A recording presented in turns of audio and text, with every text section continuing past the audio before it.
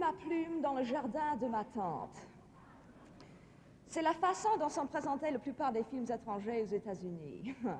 I know this because I'm married to a man who makes foreign language films. At least in the United States, they're foreign language films. In France, Funny Girl is a foreign language film. Also in Egypt. No.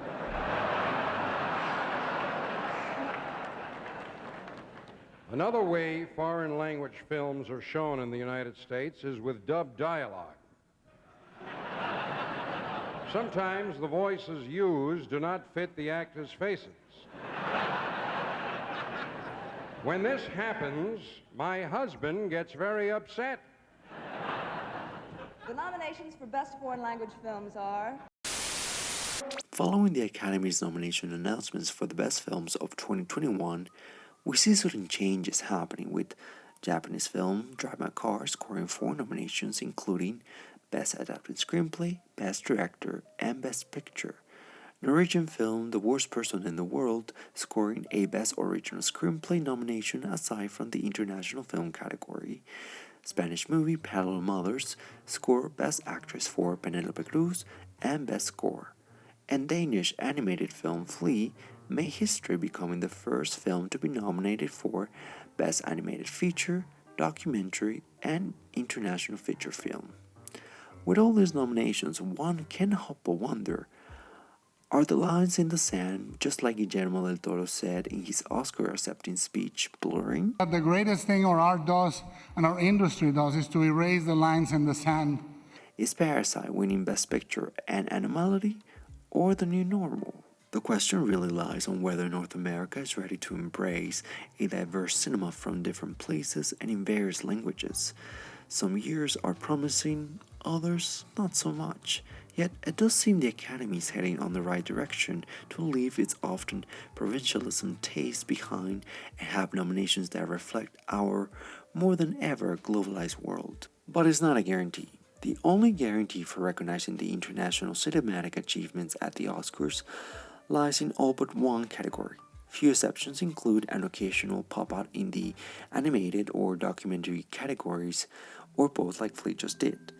Other than that, the Best International Feature Film category has to do Herculean efforts, sometimes miracles, to please an ever-expanding and masterful international community of directors, actors, writers, etc. Even this category has its troubling issues and old-fashioned arbitrary rules that has left out various international films from being recognized. The many aspects that make the category unique also make it very problematic and perhaps obsolete, as it defeats the meaning of today's cinema. Let's start from the beginning. The Best International Feature Film was previously known until very shortly as the Best Foreign Language Film. It was in the late 40s that the Academy phoned Robert M. W. Vogel, the manager of the international department at MGM. The Academy wanted to fix this little blind spot. In an interview with Vogel, he said, "There were so many great pictures out there, but it didn't mean anything to Hollywood, particularly great stuff from France, Italy, Japan. We'd be accused of provincialism if we ignored them." Vogel contacted his opposite numbers at 2 other studios, and they made recommendations for honorary awards. The first one to receive such honor was Vittorio De Sica for Shoeshine in 1948. But these were non-competitive awards, and Vogel said, to avoid the arrogance of America telling the world what its best films were, the committee decided to have the foreign films nominated by the foreign countries themselves. Margaret Herrick, an executive director, flew to Europe twice to seek the proper representation for the committees. Formerly, the Best Foreign Language Film Award was an honorary one voted by the Board of Governors.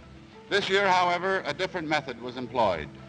Organizations similar to the Academy in countries all over the world were charged with the task of selecting their outstanding motion pictures.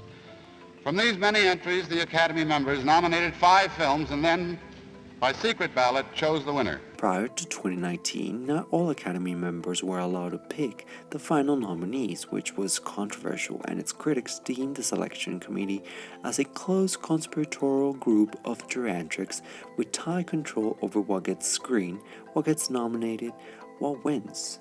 Yet early in 2019, the Academy commenced to give a little revamp to the category, starting with the name itself. It went from foreign language film to international feature film. In its announcements regarding the decision, the Academy wrote, "We have noted that the reference to foreign is outdated within the global filmmaking community," adding, "We believe that the international feature film better represents this category and promotes a positive and inclusive view of filmmaking and the art of film as a universal experience."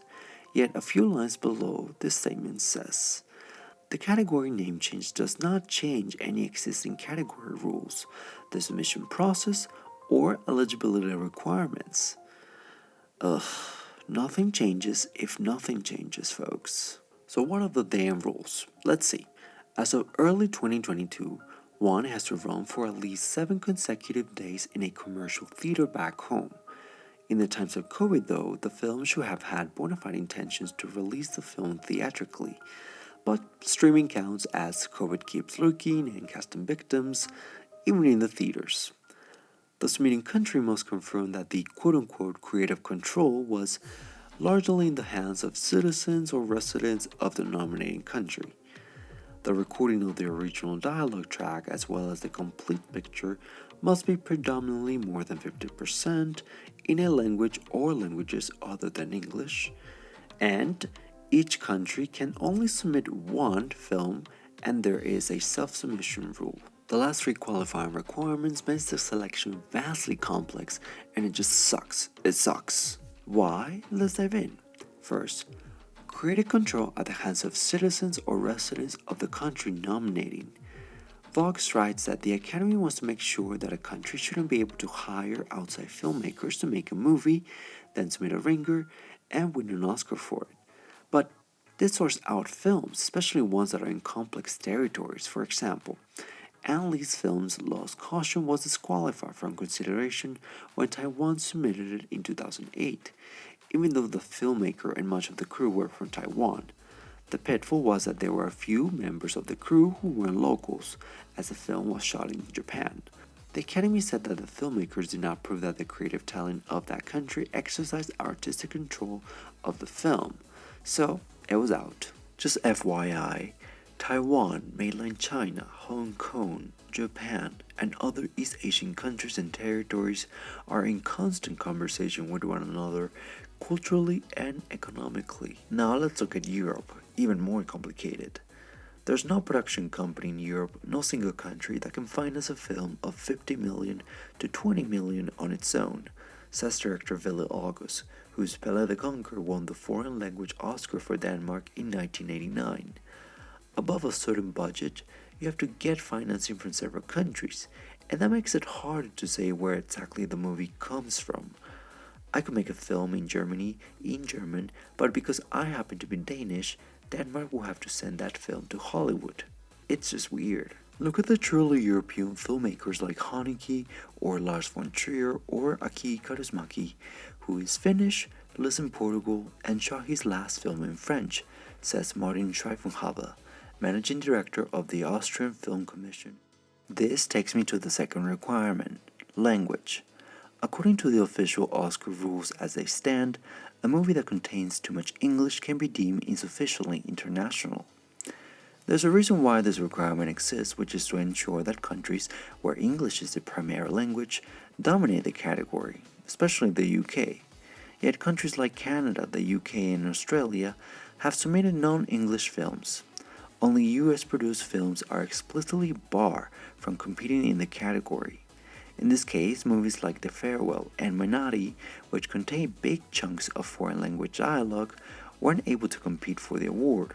Shout out to A24. One of the most recent controversies with this requirement was the disqualification of the Nigeria film Lionheart in 2020, as the film is mostly in English, being the official language of the nation of Nigeria.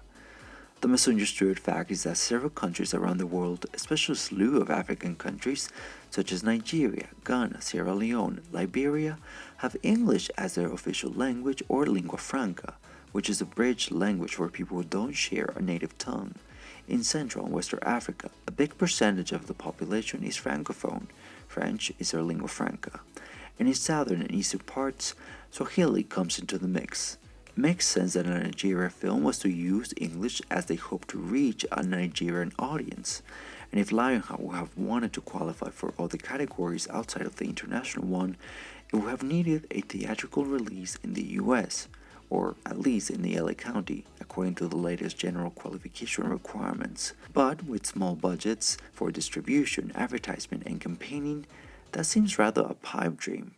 And without Oscar recognition, it makes it harder to gain distribution in the US, harder to reach a wider audience, and harder to make a profit. In other words, the success cycle of these films is hindered by the very language they speak, and it's not even the language of their choice, but remnants of colonialism. Vox writes, "Yet excluding movies told in English suggests that if you speak English, you're part of our culture, American culture, and if you don't, then you are the other. That seems rather dangerously close to the same mindset that drives some American nationalists to demand that their fellow Americans speak English because they're in America. The truth is that in the 21st century, language is often just one of the factors that makes up a person's culture. It should only be one of the factors used to determine whether a movie is international." Now, the language requirement doesn't dictate that the film's language is in the country's official language or widely spoken language, but in the past, it was another barely elastic rule. The New York Times writes about this matter in 2004, saying, "The rules stipulate that in almost all cases, a foreign nominee must be predominantly in an official language of the country submitting the film." In 1993, Poland submitted Kieslowski's Blue, part of his three-color trilogy. The Academy rejected it because it was filmed in French with French actors, not Polish enough apparently. The next year, Switzerland tried nominating Kieslowski's Red, filmed in French and set in Switzerland, only to be rejected because this time the film was deemed too Polish. In 2003, the British film The Warrior was rejected because much of it was filmed in Hindi.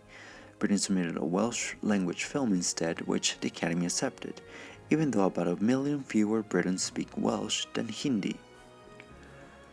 At the time, Patrick Stockstill, the Academy's House historian, said, "The native language rule prevents a scenario in which, say, French producers make Francophone pictures all over Europe and then submit them as other nations' Oscar contenders.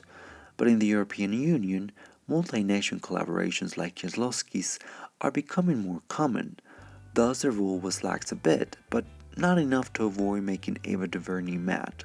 It's a hard one because the foreign language rule, as aforementioned, is strictly put in place to keep countries such as the UK, Canada, and Australia from dominating the category. But is it fair game? Colonialism. Okay, third. The self-submission rule is perhaps the dumbest of all, plainly.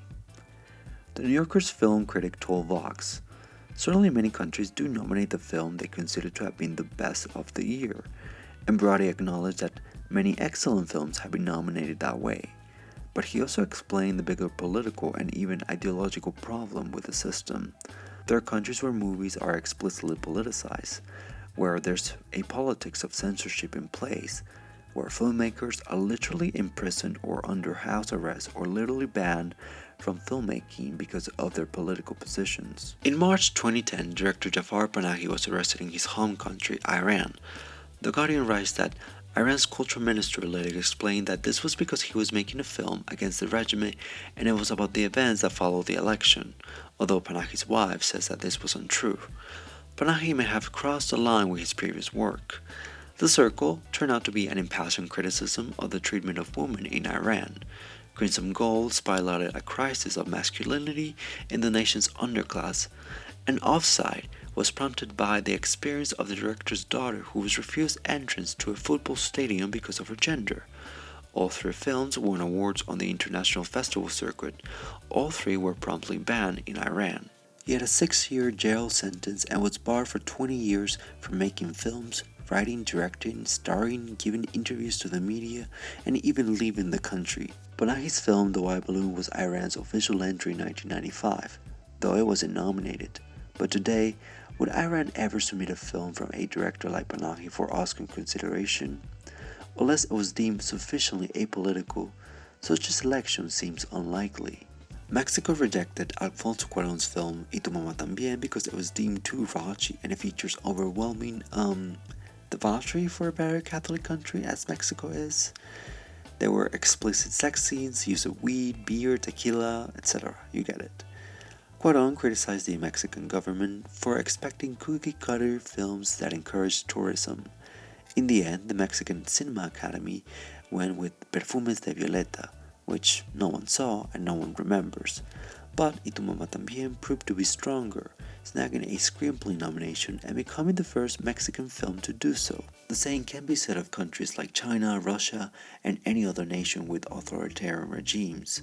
The Vox article delves deeper into other examples of countries' own censorship in film, if you want to read more on it. In the same vein as the latter example, a couple of international films have often now received the government's endorsement and have faded, but that hasn't mattered. Usually if the film is nominated for the Best International Feature Film category, then it won't qualify for other categories unless it meets the general rules too, which includes a theatrical release in the States. One example of this is Brazilian film City of God, which Brazil submitted for the then called foreign language category. It didn't show up anywhere that year.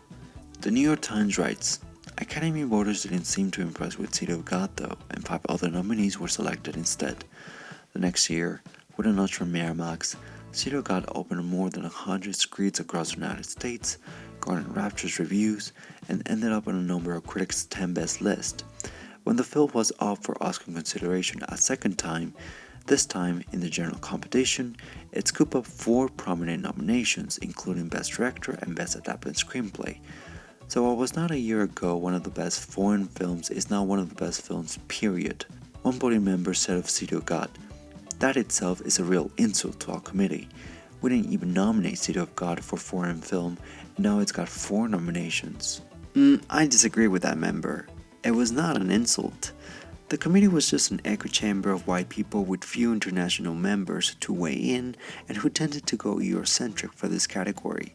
The rap writes that in 2007, volunteers from all branches of the Academy, the General Committee, viewed all the eligible films but failed to nominate or even shortlist many of the year's most celebrated films from overseas, including Persepolis, Silent Light, The Orphanage, and most egregiously, Romanian director Cristian Mungiu 4 months, 3 weeks, and 2 days, which I think should have won. Another article pointed out at the time, last year, in an attempt to reform the misbegotten system, a smaller, more informed committee was installed to choose the 5 Oscar nominees out of the 9. But this can work only if the volunteer committee doesn't eliminate the best movies to start with. Made up of roughly 400 Academy members, more than half of whom failed to see enough movies to qualify them to vote, the group tends to be top-heavy with retirees who else has time. But as one committee member suggested, the real problem isn't the seniority. These folks had the same bad taste at 30. Clearly embarrassed by this year's gaffes, Mark Johnson, chairman of the committee, has vowed further reforms. His study suggests it's going to be an uphill battle. As of February 2022, the voting system goes as following. All Academy members are able to cast a ballot to narrow down the 15 shortlist films to 5, as long as they watch all 15. Up until the 93rd Academy Awards, a general committee will watch all the films, which are usually around 90-something films, and then selects around the neighborhood of 60 to 70% of the finalist quota. Then there's an executive committee which selects the rest of that percentage. The latest I found regarding the most recent rules of the category dates back to when the shortlist was 10 and now 15. So I don't know what the actual split is here. If it's 60%, then the general committee picks 9. If it's 70%, it'd be 10.5, which is much unlikely. Let's say it's 80%, that would be 12 films. Back when I was 10, the Academy said that the general committee picked 7 and the executive committee picked 3. Even last year, when 15 films were announced for the shortlist, the Academy perhaps forgot to update the actual split in the rules, or there might not be a split any longer. In the latest rules for the 94th Academy Awards, it says that the international feature film nominations will be determined in 2 rounds of voting. A.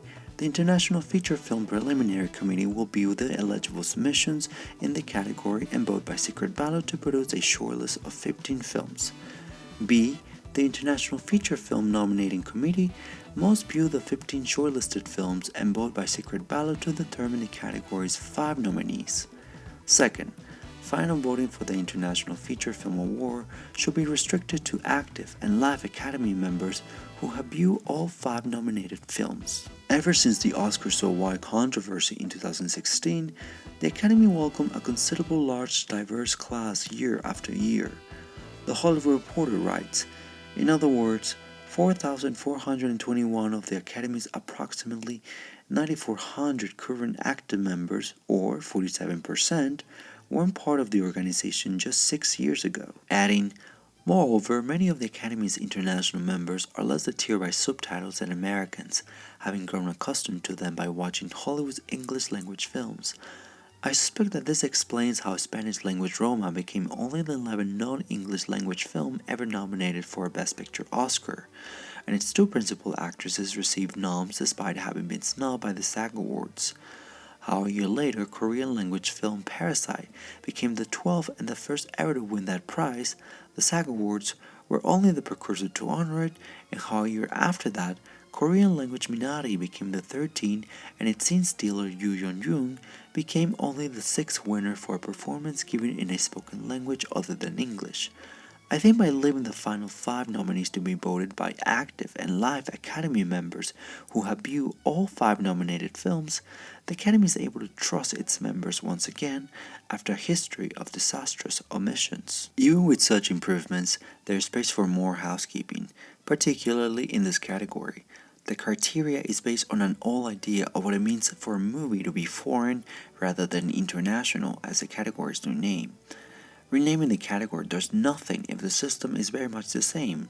It's a bandage that will eventually fall off. The New Yorker's broadly suggests that the Academy should do away with the country selection process altogether, instead following a procedure more like that of the Best Documentary Feature category. That means a committee within the Academy, rather than individual countries, will determine which films are eligible to contend for the nomination. There are people who pay attention to documentaries and they help make the selection. There's no reason in the world why there couldn't be people in the Academy who have a similar interest in international films and who would treat it the same way as an Academy treats documentaries, to make the choices themselves. The language category should allow films to be in English while making it clear that this rule change would only be done to level the playing field, and that the submissions in English should only be an exception to developing countries or territories with small film industries and whose official language or lingua franca is English. This may sound controversial, but I am not suggesting tokenism in any way. This isn't a conversation about equality, but equity and acknowledging the realities of our world, the distribution of wealth and resources, and our history. Colonialism. Since this is a channel that looks at film through the lens of Latine, I thought of telling you some of the best Latin American films that have been nominated and or that have taken the prize in this category and that you should check out. And yes, I did watch all the Latin American films that have been nominated in this category just for you. Okay, so these are probably the ones that you've heard before and you've probably seen, at least some of them. They are very great, but I'm going for more underdogs here. But I'll mention them first and then move on to the underdogs. Macario. Being the first Mexican and Latin American film to be nominated in the category in 1960, it combines magic realism with the everyday mundane. Macario is given a miraculous water that can heal any disease, and soon everyone wants a sip of that limited treasure. Macario starts a business through his so-called healing powers, but things don't end up so well. Wild Tales. Watching this film is like reading an anthology of Latin American short stories by the Boom Writers. It's a black comedy with different scenarios in which the characters have a desire for freedom against societal and psychological repression, and they let go of all of that and let their animalistic instincts come out. Usually these types of film anthologies are bad, but this one is one of the best examples I've ever seen. Perhaps it's because it's directed by one single director and the themes are very constant.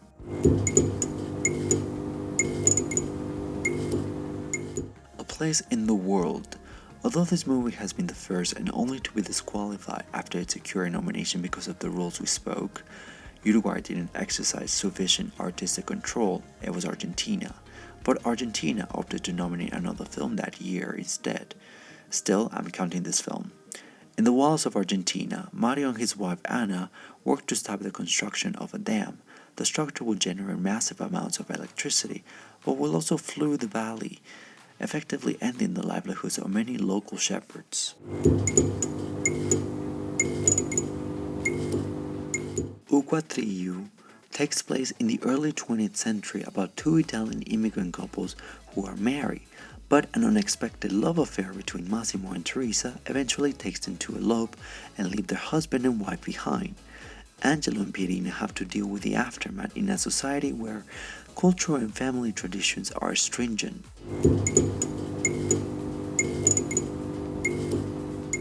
Keep Your Promises, the first Brazilian film to be nominated in the category and to have won the Palme d'Or at Cannes, tells the story of a man who has carried a heavy cross to St. Barbara in Salvador Bahia after his donkey recovers from nearly dying. The church, though, rejects the cross and his act of love towards God. There are themes about faith and corruption in vast places of our society, including the church and media, that makes the movie compelling.